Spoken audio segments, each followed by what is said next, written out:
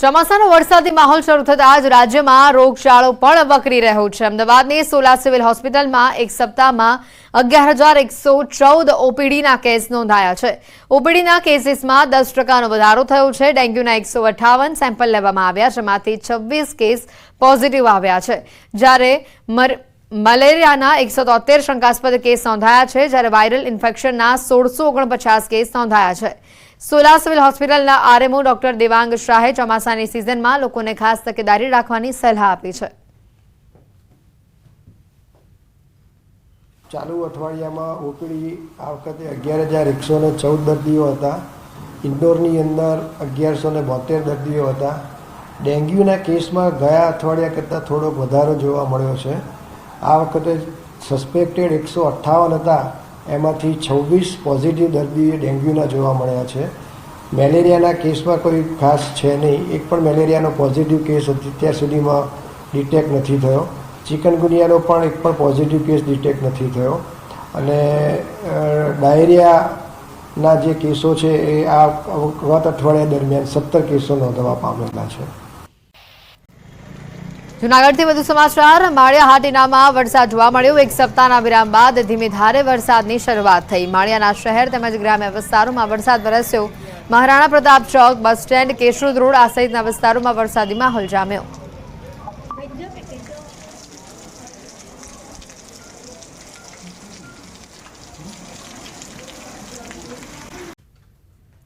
સુરેન્દ્રનગર શહેરમાં વીજળીના કડાકા ભડાકા સાથે મેઘરાજાનું ધમાકેદાર આગમન થયું।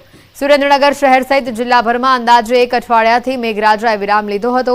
શહેરમાં સવારથી ભારે ગરમી અને ઉકળાટ બાદ અંતે વરસાદની ધમાકેદાર શરૂઆત થઈ છે। વરસાદ શરૂ થતાં જ શહેરના અનેક વિસ્તારોમાં વીજળી ગુલ થઈ। પીજીવીસીએલની પ્રી મોન્સૂન કામગીરી સામે પણ સવાલો ઉભા થઈ રહ્યા છે। કપાસ, મગફળી સહિતના વાવેતરને વરસાદથી જીવનદાન મળ્યું છે। આવી રહ્યા છે ખેડાથી નડિયાદ કલેક્ટર કચેરી વિસ્તારમાં મુશળધાર વરસાદ જોવા મળી રહ્યો છે। 3 દિવસથી ઉકળાટભર્યા વાતાવરણમાં પલટો આવ્યો છે। વાતાવરણમાં ઠંડક પ્રસરી છે। બપોર બાદ શહેરમાં મુશળધાર વરસાદની શરૂઆત થઈ છે। કલેક્ટર કચેરી, જિલ્લા પંચાયત કચેરી આ સહિતના વિસ્તારોમાં વરસાદ વરસી રહ્યો છે। વરસાદ વરસતા વાતાવરણમાં ઠંડકનો માહોલ જોવા મળ્યો। ખેડા જિલ્લાના માતર, ખેડા, નડિયાદ આ સહિતના વિસ્તારોમાં વરસાદી માહોલ જામ્યો છે। વરસાદ વરસતા ખેડૂતોમાં ખુશીનો માહોલ જોવા મળી રહ્યો છે।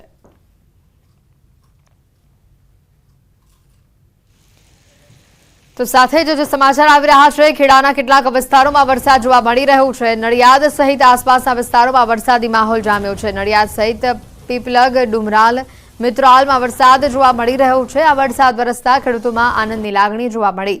સમયસર વરસાદ વરસતા ખેડૂતોએ પાકોની વાવણી શરૂ કરી છે। સૌરાષ્ટ્ર, દક્ષિણ ગુજરાતમાં આજે ભારે આગાહી હવામાન વિભાગે આપી છે, તો બનાસકાંઠા, આણંદ, સુરતમાં પણ ભારે વરસાદ જોવા મળી શકે છે।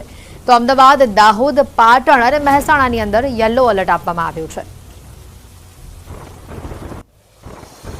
वाले 7 दिनों के लिए जो गुजराती स्टेट के लिए फोरकास्ट दिया जा रहा है, उसमें गुजरात स्टेट के सारे डिस्ट्रिक्ट कवर हैं, जिसमें लाइट टू मॉडरेट रेन का पूर्वानुमान है। और वार्निंग की बात करेंगे तो आज के लिए जो डिस्ट्रिक्ट हैं जहां पर वेरी हैवी रेनफॉल की वार्निंग और साथ में ऑरेंज अलर्ट जारी है, वो डिस्ट्रिक्ट हैं बनासकांठा, साबरकांठा, आनंद, बड़ोदरा, छोटा उदयपुर, नर्मदा, भरूच, सूरत, डांग, नवसारी, वलसाड़, तापी, दमन और दादरा नगर हवेली है डिस्ट्रिक्ट है जहां पर वेरी हेवी रेनफॉल की वार्निंग है और साथ में ऑरेंज अलर्ट जारी है की वार्निंग है और साथ में येलो अलर्ट जारी है। वो डिस्ट्रिक्ट है पाटन, मेहसाना, गांधीनगर, अरावली, खेड़ा, अहमदाबाद, पंचमहल, दाहोद और महिसागर डिस्ट्रिक्ट शामिल है, जहां पर हेवी रेनफॉल की वार्निंग है और साथ में येलो अलर्ट जारी है।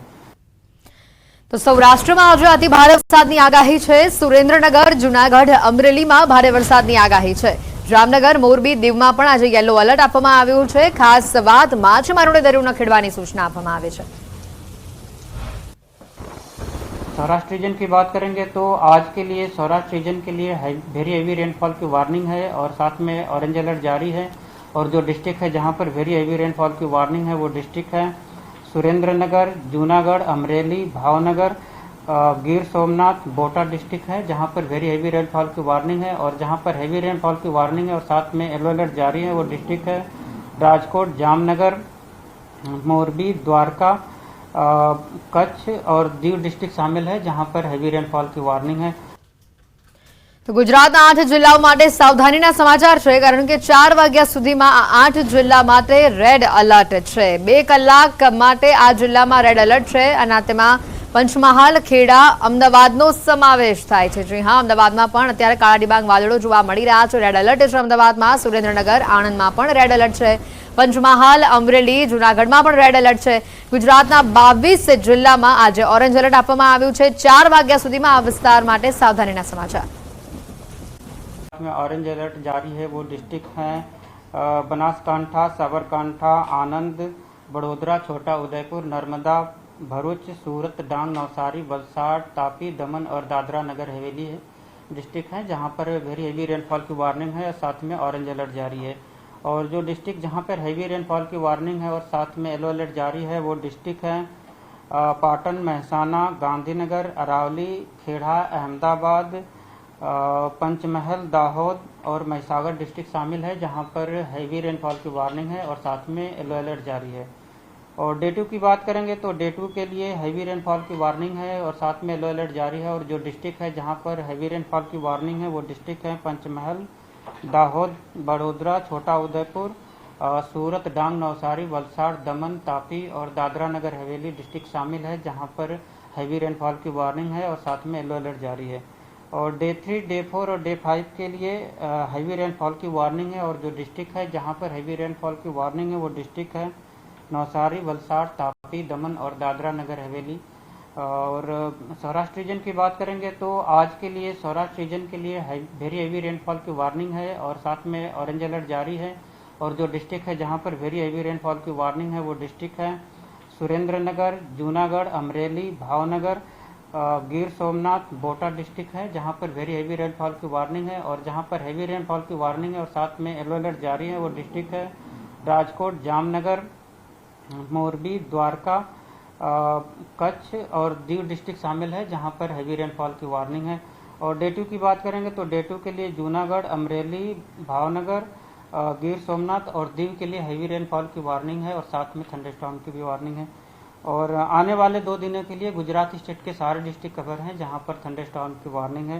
और फिशरमैन वार्निंग की बात करेंगे तो आज के लिए और डे 4 और डे 5 के लिए फिशरमैन की वार्निंग है. और जो विंड की स्पीड होगी वो 35 से 45 kmph और जो साथ में गस्टी विंड होगी वो 55 kmph के आसपास रहने का पूर्वानुमान है. सर, कौन से सिस्टम की वजह से ये बारिश हो रही है? आज कल जो सेंट्रल गुजरात पे साइक्लोनिक सर्कुलेशन था वो आज साउथ गुजरात पे साइक्लोनिक सर्कुलेशन परसिस्ट कर रहा है. और साथ में एक सीयर जोन बना हुआ है 18 डिग्री नॉर्थ लैटिट्यूड पे जिसके कारण आज के लिए very heavy to heavy rainfall की वार्निंग है गुजरात स्टेट के लिए.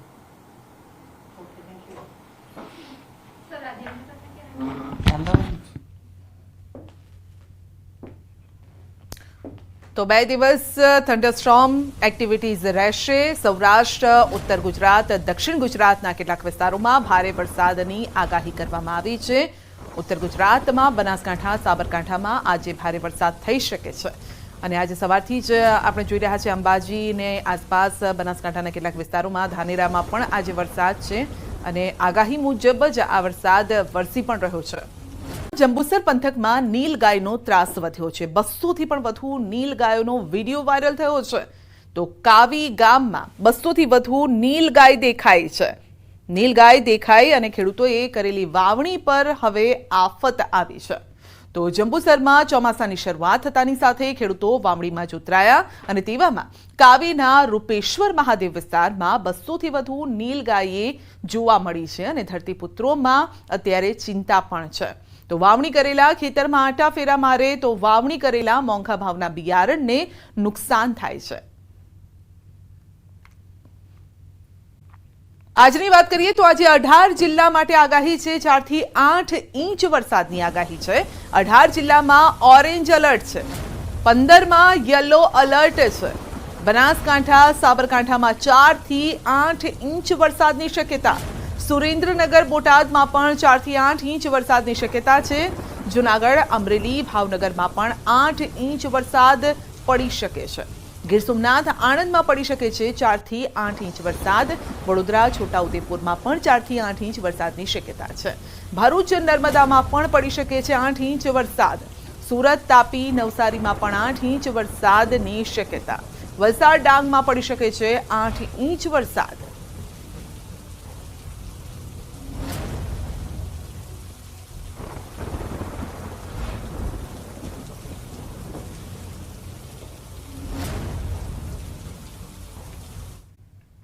મુંબઈ, મધ્યપ્રદેશ, ઉત્તર પ્રદેશ, રાજસ્થાનમાં મેઘ તાંડવ જોવા મળી રહ્યું છે અને રસ્તાઓ પર નદીઓ વહી રહી છે.